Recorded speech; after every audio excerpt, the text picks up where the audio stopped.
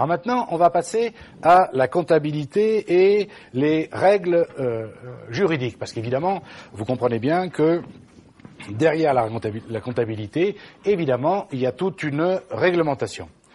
Alors, parmi ces sources de réglementation, eh bien, il y en a, on va dire, trois principales. Il y a le code de commerce qui a été créé en 1807 et qui, évidemment, a été remanié plusieurs fois, vous imaginez, entre 1807 et aujourd'hui.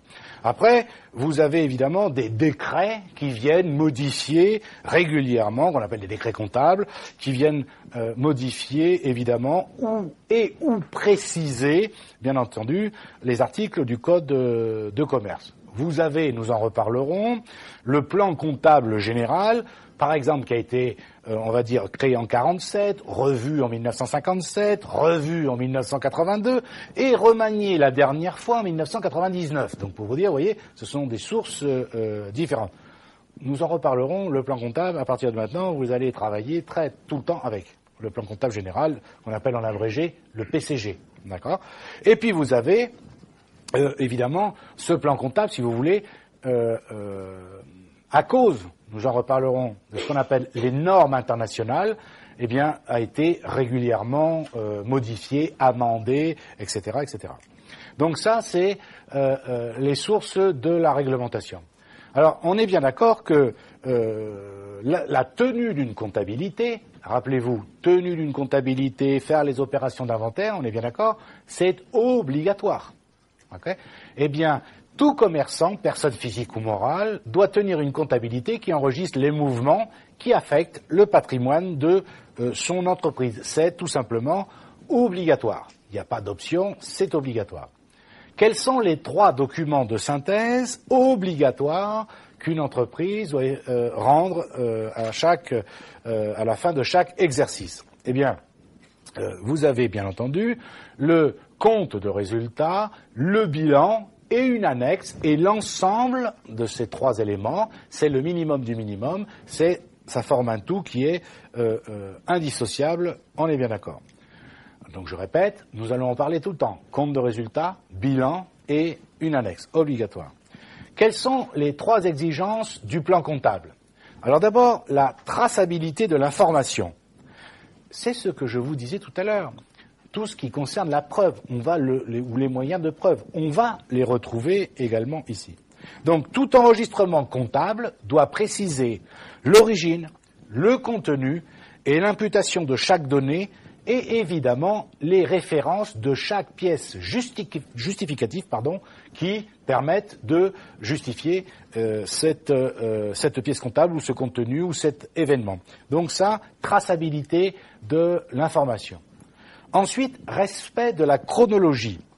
Eh bien, normalement, la règle veut que tous les mouvements qui affectent le patrimoine de l'entreprise, entrée, sortie, doivent être enregistrés chronologiquement. Ça veut dire, donc, les unes après les autres. Alors, ici, confronté à la réalité. Maintenant, tout dépend, vous allez voir, de la taille de l'entreprise. Si c'est une très grande entreprise ou une grande entreprise, vous allez avoir un comptable qui va enregistrer les opérations tous les jours, voire plusieurs comptables qui enregistrent tous les jours d'une façon chronologique. Mais maintenant, il est parfaitement possible, tout en respectant la chronologie, d'enregistrer non plus tous les jours, mais chaque mois, par exemple, voire dans certaines professions, pour la comptabilité, par exemple, des professions libérales, d'accord ? Dans certains cas, je ne rentre pas dans les détails, ça peut être fait en une fois à la fin de l'exercice, à la fin de l'année. En une fois, on passe toutes les écritures de toute l'année. Oui, mais là, ça suppose que c'est, par définition, des petites structures, vous comprenez bien, d'accord ? En général, c'est au jour le jour, d'accord ? Donc, soit c'est au jour le jour, soit c'est une récapitulation, on va dire, mensuelle, voire annuelle. Mais le plus souvent, c'est au jour le jour. Ensuite, l'irréversibilité des enregistrements.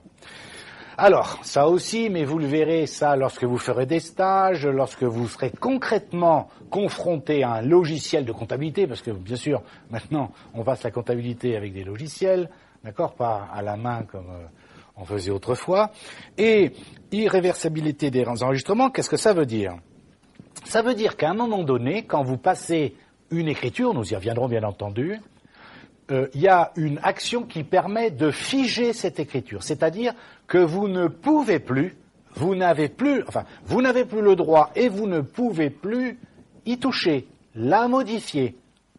C'est irréversible. Alors vous allez me dire, oui, mais si je me suis trompé, ça peut arriver, trompé dans l'intitulé, trompé dans le montant. Ça peut arriver, bien entendu. Vous pensez bien que ça a été prévu. Dans ce cas-là, on le verra beaucoup plus tard, mais que vous compreniez le principe, l'écriture erronée, une fois que je l'ai ce qu'on appelle validée, elle restera éternellement. Si je me suis trompé, je dois passer une autre écriture qui vient soit annuler celle qui était erronée, soit modifier celle qui était erronée. Est-ce que vous comprenez ce que je veux dire? Mais une fois qu'on a validé, d'accord, on ne peut plus revenir en arrière. Tant qu'on n'a pas validé, on peut toujours revenir en arrière. D'accord? Évidemment, ça, c'est très important. Quels sont maintenant les 3 livres obligatoires? Alors, 3 livres obligatoires, sûrs et certains, vous devez tenir ce qu'on appelle un livre-journal, un grand livre et un livre d'inventaire. Voilà, ça, c'est les 3 livres obligatoires, quelle que soit, on va dire, la taille de l'entreprise, le journal, le grand livre et le livre d'inventaire. Évidemment, inutile de vous dire que nous allons en reparler en long, en large et en travers. Alors, le journal, quand même. Lui, le journal, on va dire que c'est un document qui doit être enregistré jour par jour, chronologiquement, même si c'est tous les mois, ça reste quand même chronologiquement. Ce qu'on appelle, et c'est resté, c'est marrant dans l'interprétation, sans blanc ni altération. Oui, ce mot est resté dans les textes, et pourtant, ça avait un sens à l'époque où on passait les écritures à la main. D'accord? Aujourd'hui, ça n'a plus de sens, puisqu'avec un logiciel, on ne peut pas dire qu'il y a des blancs ni des altérations, est-ce que vous comprenez? C'est resté. Mais ça doit être, les mouvements qui ont affecté le patrimoine doivent être enregistrés dans le journal, opération par opération, chronologiquement.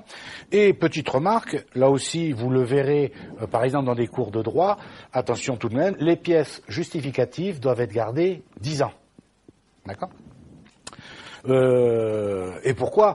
Parce que, toujours pareil, moyen de preuve, la comptabilité. Or, notamment en fiscalité, mais pas qu'en fiscalité, on peut vous demander de justifier certains montants. Si vous avez un contrôle fiscal, par exemple, il vous faut pouvoir retrouver les factures que vous avez enregistrées dans le journal, par exemple. Donc, vous voyez, ça sert dans le monde réel, bien entendu. Après, vous avez le grand livre. Alors, le grand livre, bien sûr, lui, on le verra, et il est très très important également, il regroupe l'ensemble des comptes qui existent dans l'entreprise et que l'on a utilisés à un moment ou à un autre dans le journal.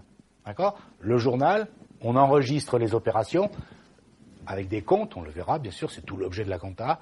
Ensuite, le grand livre qui reprend tous les comptes qu'on a utilisés dans le livre-journal. Ensuite, on a le livre d'inventaire. Alors lui, le livre d'inventaire, comme je vous le disais tout à l'heure, entendez ici l'inventaire au sens large, pas uniquement l'inventaire des stocks, mais dans ce livre d'inventaire, on retrouve tous les éléments, on le verra, de l'actif et du passif du bilan. Je vous en reparlerai plus tard, sachant qu'on est bien d'accord, encore une fois, tout commerçant doit faire un inventaire tous les 12 mois. Inventaire de ce qu'il possède, de ce qu'il doit, donc pas seulement les stocks, tout ce qu'il possède, tout ce qu'il doit. Les pièces justificatives, alors évidemment, vous m'entendrez souvent dire, et vous serez des gens, par définition, si vous êtes comptable un jour, qui allez embêter beaucoup de vos collaborateurs et amis de travail. Et oui, pourquoi? Mais oui, je dis toujours, en comptabilité, pas de pièces justificatives, pas d'écriture. Vous ne pourrez pas passer d'écriture si vous n'avez pas une pièce justificative. Vous allez dire, mais qu'est-ce qu'il nous raconte? Le grand classique qui vous arrivera forcément, ça sera Le commercial, par exemple, je vous rassure, j'ai rien contre les commerciaux, mais le grand classique, le commercial qui revient d'un salon, etc., et qui vous dit, tu pourras me rembourser mes frais d'hôtel, restaurant, d'essence, d'autoroute, etc., ou d'avion, de train, tout ce que vous voulez. À vous, comptable. Mais vous lui direz, oui, Coco, pas de problème, tu as les justificatifs? Ah non, mais là, je l'ai pas, tu comprends le concept de la problématique, je peux pas les enregistrer, donc je ne peux pas te rembourser. Ne vous inquiétez pas, vous le ferez une fois, la fois d'après, il vous donnera tous les tickets d'autoroute, tous les tickets de train, tous les tickets de restaurant, il y aura tout nickel, d'accord? Pas de pièces justificatives, pas d'enregistrement. Sinon, ça veut dire que c'est illégal. Vous entendez bien? Ça veut dire que si vous rentrez, par exemple, des notes de restaurant, des notes d'hôtel, et que vous n'avez pas de justificatif, si vous avez un contrôle fiscal et qu'on vous les demande et donc vous ne les fournissez pas, on va vous dire, donc c'est faux en écriture privée. D'accord? Donc il faut toujours des justificatifs. Alors, des justificatifs, donc essentiellement, si vous voulez, par des factures, bien sûr, reçues, envoyées, des avis de la banque, etc., tous les documents qui permettent de passer des écritures, de constater un événement qui modifie le patrimoine de l'entreprise, vous devez les garder pour les justifier. D'accord? Donc, bien entendu, tous ces documents, encore une fois, des factures, des chèques, des relevés bancaires, etc., doivent être archivés, bien entendu, pour pouvoir être fournis à l'autorité qui est en droit de vous les demander. Exemple, les services fiscaux, exemple, l'URSSAF, exemple, le Pôle emploi, exemple, les douanes, etc., D'accord? Sinon, vous allez être soupçonné de fraude.